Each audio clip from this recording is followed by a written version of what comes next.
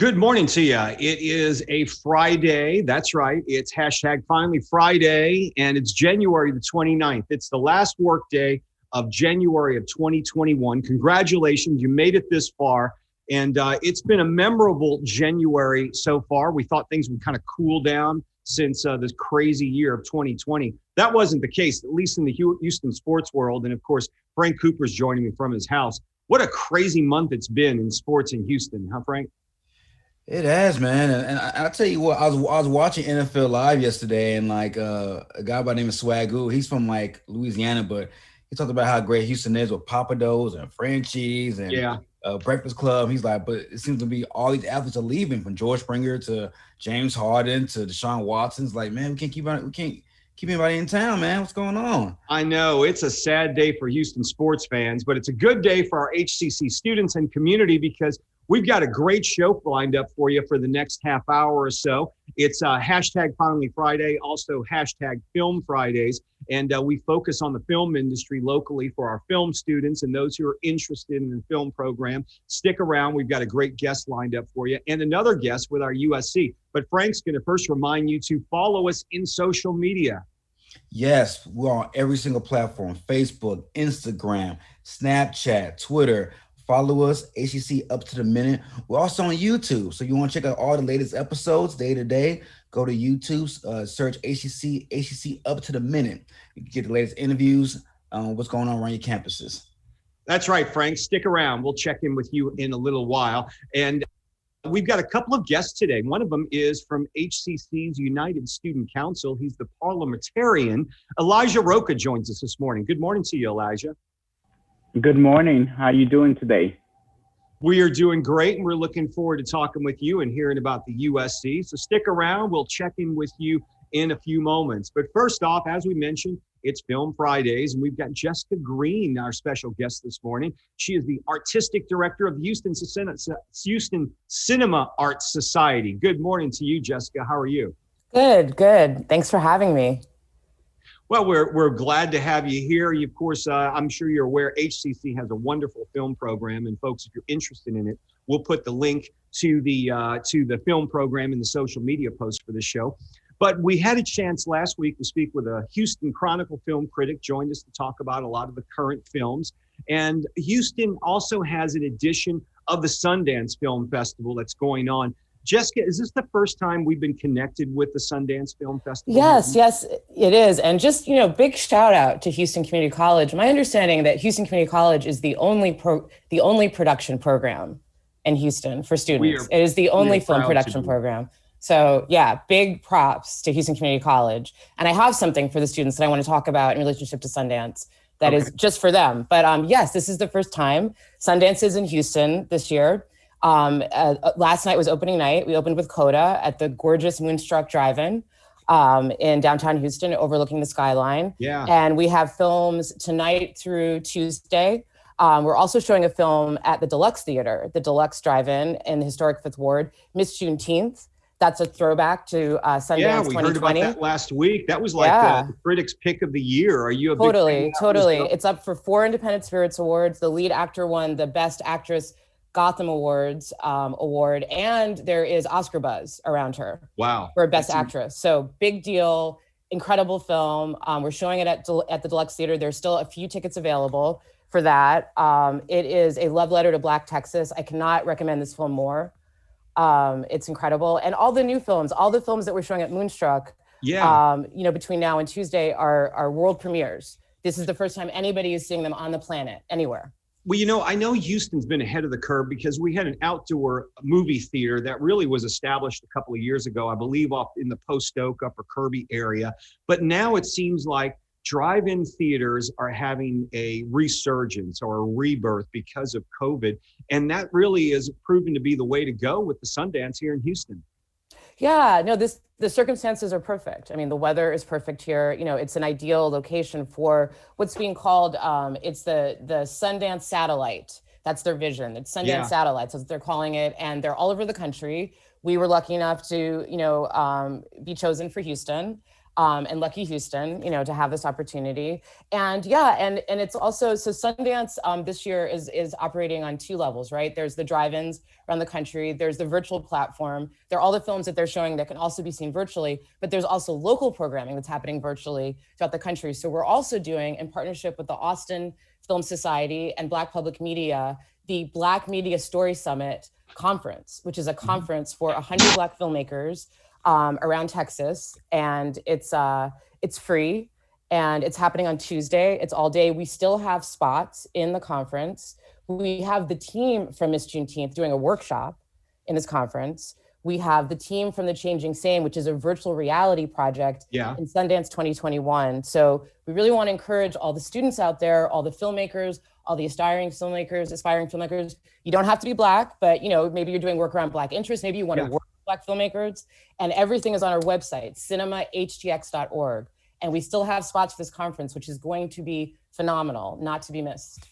Yeah, we're going to put that link in our social media post after the show is over, so folks can visit that. Let me ask you this. You talked about Miss Juneteenth. We've heard a lot of great praises for that film.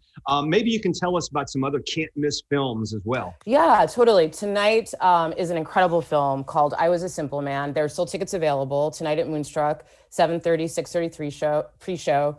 I Was a Simple Man is a film from Hawaii, from a Hawaiian filmmaker, and it is about the experience of Hawaii, the history of Hawaii, from the Hawaiian perspective. It takes you from the pre-statehood period, the World War II period, up to the present day. It's the story of a multi-generational family. It's a beautiful, beautiful film. That's at Moonstruck tonight. Feature starts at 7:30. Other ones I would mention that there's still tickets available for. Passing is sold out for Saturday, which is wonderful. Mayday, an incredible film, that's on Sunday at Moonstruck. That stars Mia Goth, an amazing young talent. And I've heard some buzz on that film as well. Yeah, it's incredible. It's kind of a fantasy picture. And then Tuesday, we wrap things up with Amy Tan, a incredible documentary about Amy Tan that features Kevin Kwan, who actually studied at University of Houston, who wrote Crazy Rich Asians. So, and really explores the influence of Amy Tan and the Joy Luck Club on his own work. And there's a Houston connection in that film. So if you go to see it, look for it. He talks about Houston in the movie. Theaters right now are struggling, the ones that are the brick and mortar theaters. Obviously, Regal shut down temporarily. AMC's in huge trouble. And because a lot of the cases, not just COVID, but they're not getting the major tentpole movies they normally would get. They're being held off or released online. But what I'm seeing, and maybe you can give me your take on this, indie films are getting played in big theaters in chains now that really wouldn't have seen the light of day. Are you seeing more of that? And it's got to be more inspirational to indie filmmakers. Yeah, I mean, it's a complicated time. I like to say this time is terrifying, but pregnant with possibilities. So many things are being remade. Every industry is kind of remaking itself, evaluating, how it's done business. Yes, there are bigger platforms for sure for indie films to be distributed, right, and exhibited. But on the flip side, right, it's the bigger budget films that can afford to do all the protections, right, to do a COVID shoot. So it's complicated, right? Because it's the bigger films that are actually being made right now. How that's going to shake out in terms of how independent films are able to be made safely, right? When they have such a low budget to begin with, that remains a question. But definitely Miss Juneteenth is an example of this. This is kind of a small film, not really, but might be seen by the marketplace as a small film. And it's having this incredible moment now. What is your take on the releasing movies in theaters and also on digital platforms as well? I know a number of the major releases are trying to recoup some money by going to HBO Max. Some of them are on Netflix, while they're in theaters. Do you think that's the wave of how we're going to see things in the future? Yeah, for sure. I mean, the digital, platform is not going anywhere. Everything's going to eventually happen. We'll all have VR sets. It's all coming soon. But yeah, I think so. I think, everything is there's kind of before COVID and after, and everything is forever changed. But I don't see movie theaters going away, and it's going to be about figuring out how to evolve and meet the moment. And that's something that, television was supposed to kill the film industry. VCRs were supposed to kill the film. There have been all these moments throughout the history that there was a death knell at various points, right? And the industry always figured out, Odorama in the 50s, 3D in the 50s, right? There's always been this kind of need to evolve and adapt. And here we are. Well, for filmmaking students, and this is a question I asked the last critic that was here last week, are directors having to take into when they're making a film, or they're going to have to think ahead of time that you're shooting not just for the big wide screen anymore, you're shooting for people's cell phones and also digital platforms. Does that play a role in the filmmaking process from your perspective? Yeah, I guess it depends on the filmmaker. I mean, I don't know. If we asked Marty Scorsese, I don't think he did anything different around The Irishman because it was on Netflix, right? Yeah. So I think it depends, you know. This is all a work in progress, and it always is. The difference is that we just made this huge leap into the virtual realm in this period that I think is, you know, around education, right? Around media, around all of these areas, things are forever. Education's going to look different now. A lot of things are going to look different. So, yeah. Jessica Green, Artistic Director of Houston Cinema Art Society. We appreciate you taking the time and joining us this morning. Thank you for inviting me. Thank you. Yeah, and everything you've talked about, we're going to put the links in our post, and we're encouraging all of our viewers to check them out and visit you guys this weekend. Thank you so much. Thanks. Thank you for being here. All right, so we are going to move on to Elijah. And of course, Elijah Rocha is with HCC's United Student Council. Good morning again to you, Elijah. Good morning again to everyone. Thank you for having me. Absolutely. I want to clarify this because every time it seems like it's good to clarify the difference between the USC and the Student Government Association, because some students may go, oh, well, I don't know the difference between the two. Maybe you can break it down for us. Definitely. So the Student Government Association is basically for each campus. So if you have the Southeast campus or you have the Southwest campus, they are actually in charge of listening to the voice of the students and actually dealing with local issues or concerns that the students are having, you know, so that they can go ahead and provide immediate assistance. However, the United Student Council is actually all combined all the SGAs combined, and we are actually at the district-wide level. That means that we oversee the SGA, and we continue to provide the same assistance, but at the district level, meaning that the SGA brings their concerns if something is not just at their local school, and it's actually affecting every single campus. Would the SGAs be providing recommendations to the presidents of the various colleges? Is that how it works, or do they go through you and you go through district level? No, the SGA actually meets on a once-a-month level with the president of each campus to provide them information, feedback of what the students are saying, concerns or issues that they're having, or what they even like.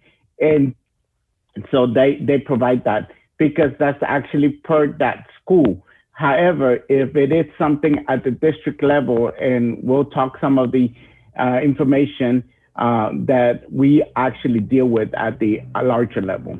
So let me ask you that. What are some of the latest things the USC had on their list of discussions to have with administration on a college-wide level? And so one of the things that we noticed is that many students with the COVID-19, you know, we only had 3 payments, you know, that was divided. So the payment plans was divided into 3 payments, but many students with this COVID-19, not just dealing at a local college, but at the district-wide level, all colleges were complaining the fact that they needed more time to pay. So instead of now having 3 payments, when we met with the financial department, we let them know that this was a concern that students wanted a change on it. So now we have 5 payments instead of 3 payments. Another issue was technology. Every campus was having problems. They didn't have laptops. You know, many students were going to the student labs to be able to get their work done, or they were borrowing Chrome. Well, Chrome it's not doing what needs to be done, because they don't have, the technology doesn't hold the information that it's needed. It's not big enough, you know? So one of the things is that we also met with the financial department as well, and various departments, And now we're going to have a technology scholarship that's going to be provided for the students who are in need of a laptop to be able to get their work done at home. So this is some of the accomplishments that we have been able to do at this time. If students want to find more information on resources like what you're talking about, the technology scholarship, is there a location on our website where they can go? Yes, actually, they will be able to go to where it is. It's called the HCC Cares. The webpage is actually a part of the HCC. And, you know, if I would read out the link, it will be too long, but I figured that you'll be able to place that link. And actually, that link has many resources. It has the food and hunger. It has financial emergency shelter housing, mental health support crisis. I mean, healthcare, paying bills, cell phones, internet, all these resources that we know that students are in need at this time because, you know, we understand that this pandemic has probably some of our students going through trying to figure out how to stay alive and trying to just finish, but we want to make it easier for them. So we're providing those resources.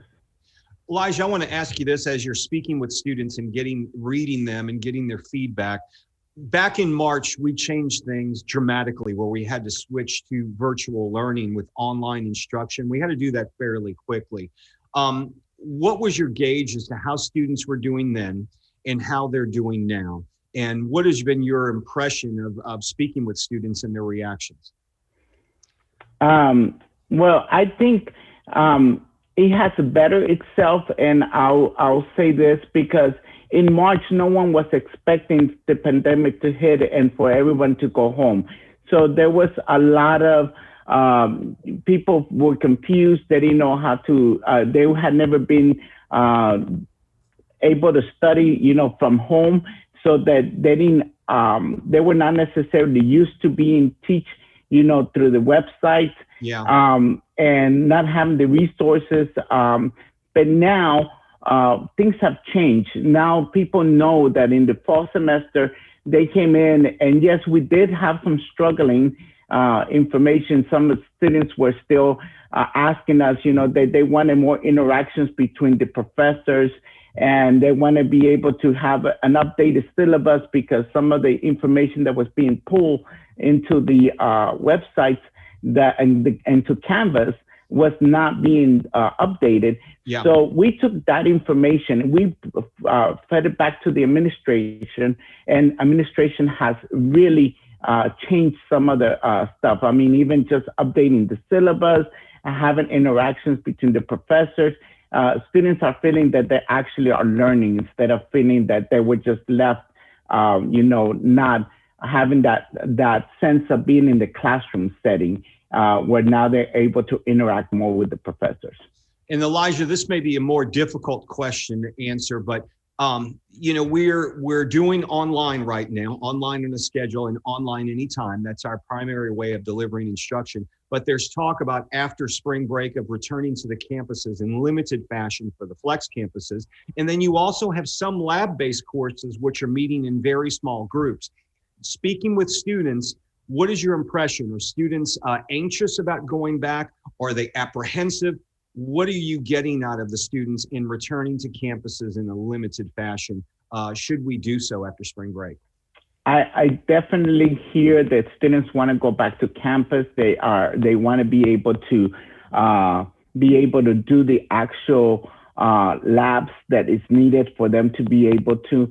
I know that for a fact, Coleman College, you know, which is the nursing and the healthcare industry. Right. They want to be able to be back. They want to be able to continue moving forward. They don't want to be this pandemic to hold them back. And so us to be able to provide that for them, it's a great tool. The other department that I heard from was the welding department. Well, you cannot learn how to weld if you're not actually there.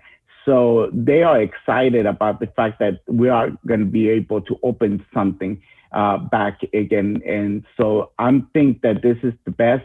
I think that also we are part of the task force which allows us to be able to know the, what implementations is this group doing to be able to keep us safety. Right. So the fact that they are, sanitizing after every class and limiting the number of students that are in the classroom.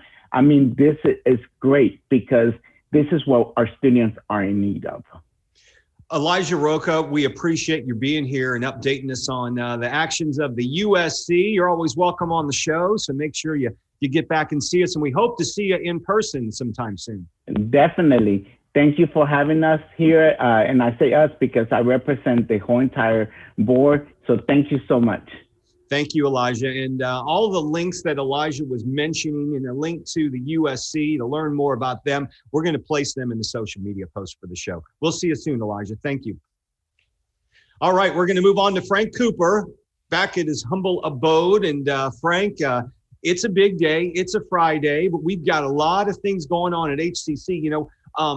Starting on Monday, it's the American Heart Association is sponsoring the National Go Red for Women Day. That's coming up, but it's really it's a month to make you aware of heart disease, and that's coming up. And we've got a special thing happening next week.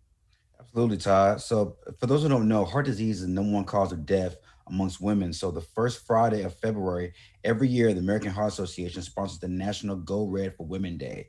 As Dominique said, HCC's Women in Leadership, Student Life, and Rec Sports are sponsoring a virtual walk called And the Beat Goes On. So Friday, February 5th, HCC students, faculty on staff to sign up and walk for 30 minutes and then post pics to social media using the hashtag HCC Go Red for Women, #4. That's right. So I actually ordered one of those shirts. Dominique Brown is actually at her house. From what I understand, she gets in all those orders when you place them on the website.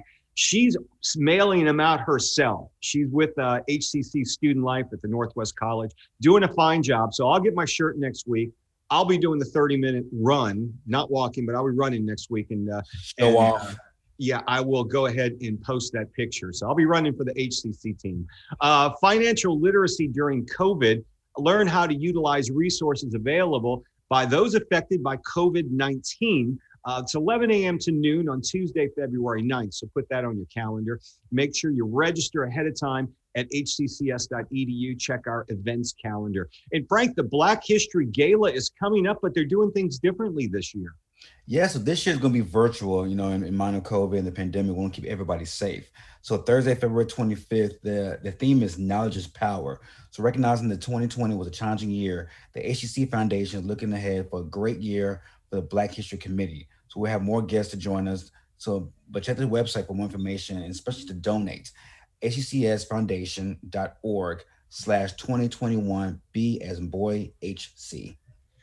Move ahead with adult ed. If COVID has left you without a job or you're struggling to find work because you lack a high school diploma or industry training, HCC's adult education program can get you back on track, get you trained, get you the diploma, and get you out to work. For more information to register, check the link in our post after the show. The hashtag is Move Ahead with Adult Ed. Hashtag Move Ahead with adult ed.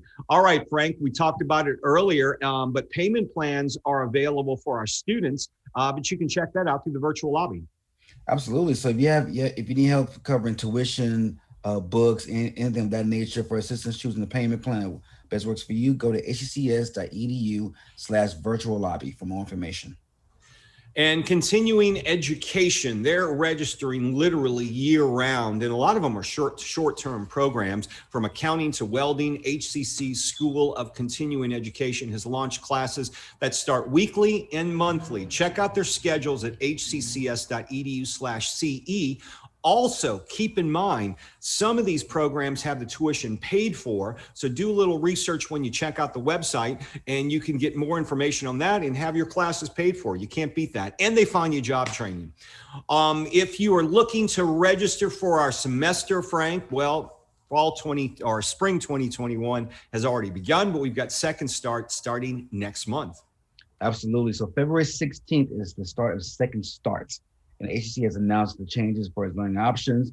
So the first option is online anytime, just as it sounds. Take classes anytime you want. Second option is online on the schedule. Take classes online at a scheduled time. You never have to come to campus, but log in at a particular time you select. Flex campusing, there are some changes with flex campusing and lab-based courses. As time goes on, more information will come on about that. But we're looking at what we're talking about spring break time. Is that what? Yeah, they're going to make a decision, from what I understand, the middle of towards the end of February about the lab-based or the flex campus options. Right now, the target is to get students back on the campuses in limited fashion after spring break.